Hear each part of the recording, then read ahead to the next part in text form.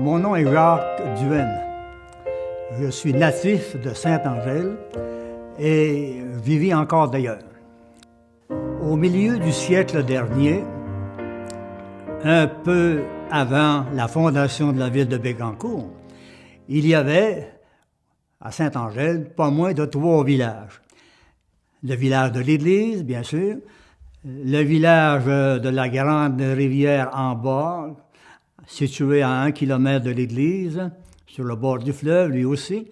Mais il y avait un autre village qui poussait spontanément au mois de janvier et qu'il était voué à la pêche aux petits poissons des chenaux.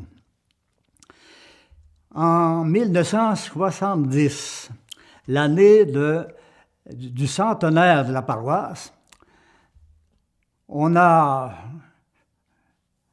célébré un grand carnaval du petit poisson des chenaux, présidé par M. Arthur Pépin. Et ça portait le nom de Port Saint-Nazaire, comme c'est écrit d'ailleurs dans les cartes maritimes. Et comme de raison, on a invité des notables, M. le curé Georges Côté, M. le maire Gaston Gonette, et le dernier, et non le moindre, le député-ministre Clément Vincent. Mais M. Clément Vincent était accompagné de son organisateur politique, Louis-Georges Dehaye. Et celui-ci avait hâte de lui montrer comment ça se passait, la pêche aux petits poissons.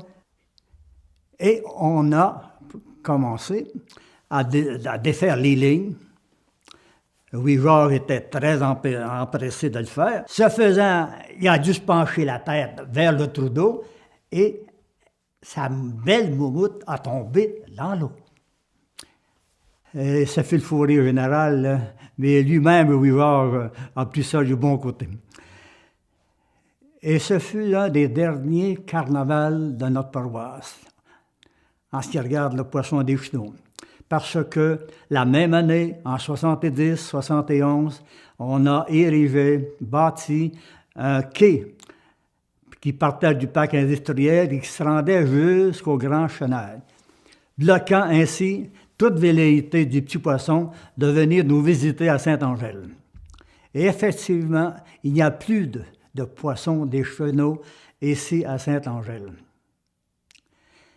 On se contente de pêcher alentour du quai, puisqu'il n'y a pas de traverse maintenant, mais il n'y a plus de poissons des chenaux.